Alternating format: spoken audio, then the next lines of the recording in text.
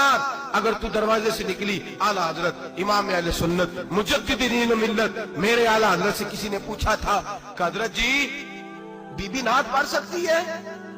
फतावा रज़विया की 14वीं जिल्द, बीबी मिलाद पढ़ सकती है? मिलाद।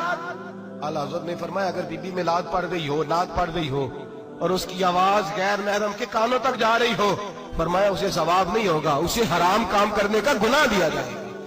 बीबी को मना है, वो नात की आवाज भी औरत का ही नहीं पड़ता, दीन में तो औरत की आवाज का भी पड़ता है। दीन में तो औरत की, हजरत सैयदा ज़ैनब, हजरत फातिमा की वो लख्ते जिगर जो मैदान करबला में इमाम हुसैन बराबर की शरीक रही सैयदना इमाम हुसैन के साथ। याह्या बिन मोइन कहते हैं मैं 15 साल तक हजरत ज़ैनब का पड़ोसी रहा हूं। 15 साल, घर बराबर होता है ना, बंदा बीबी देख ही लेता है।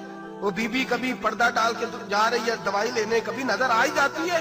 कहते 15 साल में सैयदा फातिमा की बेटी का पड़ोसी रहा हूं, मैंने कभी बुरके में छुपी हुई ज़ैनब भी नहीं देखी, बुरके में छुपी हुई ज़ैनब भी कभी नहीं देखी। हजरत अब्दुल्ला बिन जाफर तैयार जनाबे अली मुर्तजा के भाई थे, उनके बेटे के साथ इनका निकाह हुआ था, बीमार हो गई। तो हजरत अब्दुल्ला कहने लगे ज़ैनब चल तुझे हकीम के पास ले जाऊं, तबीब के पास ले जाऊं। तो हजरत ज़ैनब कहने लगी आप जाइए मेरा हाल बता के दवाई ले आइए। तो हजरत अब्दुल्ला जाफर तैयार कहने लगे शरीयत में गुंजाइश है डॉक्टर के पास जाने, हकीम के पास जाने की गुंजाइश है, तो चलती क्यों नहीं? तो हजरत ज़ैनब कहने लगी शरीयत में गुंजाइश तो है, पर अब्दुल्ला मेरी मजबूरी ये है कि मैं फातिमा की बेटी हूं। शरीयत में गुंजाइश तो है पर मेरी मजबूरी ये है कि मैं हुसैन की बहन हूं। शरीयत में गुंजाइश है पर मैं हसन की बहन हूं।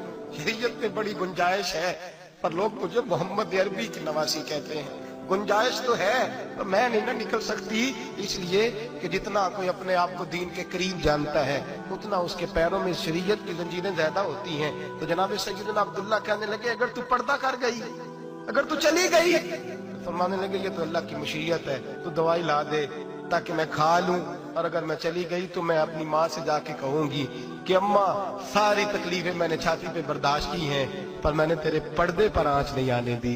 मेरे भाई ये उसवा नूर है, ये उसवा हसना है, ये हमें सिखाया जा रहा है। मेरे हबीब करीम की बीवियों का ये हाल था, बीवियों का अपने घर के आंगन में हजरत आयशा सिद्दीका, हजरत सौदा जनाब हफ्सा अपने सेल में जब बैठती थी ना तो दीवार की तरफ मुंह करके बैठती थी, दीवार के साथ लग के दीवार की तरफ। बीबियां अपने घर के अंदर भी दीवार की जानिब मुंह करके बैठती थी। लोग पूछती, बीबियां पूछती कि अपने घर में भी दीवार को मुंह करने का मतलब? कहती हो सकता है कुछ छत पे चढ़े अचानक नजर पड़े, तो हम चाहती हैं फिर भी हमारा चेहरा नजर ना आए उसे, फिर भी हमारा चेहरा नजर। हम अपने घर के अंदर भी पाबंद रहती हैं कि हमारे चेहरे नजर ना आए। खुदा रा बड़े पैसे जिंदगी में लुटाए हैं, 1000 1500 बुरके पे भी खर्च करो, वो घर ले जाओ, वो अम्मा को भी दो, बहन को भी दो, बीवी को भी दो, उसको कोई ये पहन ले। इसलिए कि जब तो हजरत फातिमा के तरीके का पर्दा करेगी तो तेरे आंगन में सैयदा ज़ैनब की तरह की बेटियां पैदा होंगी, वो उस सुन्नत पे चलने वाली बेटियां तेरे आंगन में आएंगी। खुदारा मेरे भाई आज ये नियत करो, ये इरादा करो और अपने घरों को पर्दे का पाबंद बनाओ।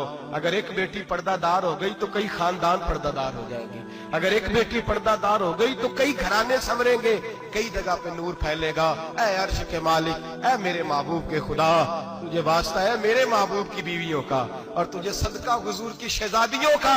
ऐ अल्लाह इतना करम बरसा, इतनी रहमत बरसा कि मेरे वतन की बेटियां और मेरे वतन की माएं बहनें बच्चियां ये समझ जाएं कि हमारी निजात सिर्फ हजरत फातिमा के बुरके में है, हजरत आयशा के पर्दे में है, सैयदा खदीजातुल कुबरा के हिजाब में है। अल्लाह करे ये समझ जाए और ये जब भी सजदा करें तुझसे हयाई मांगे, ये तुझसे जब भी सजदा करें ये तुझसे अपने लिए चादर ततहीर और पर्दा तनवीर मांगे।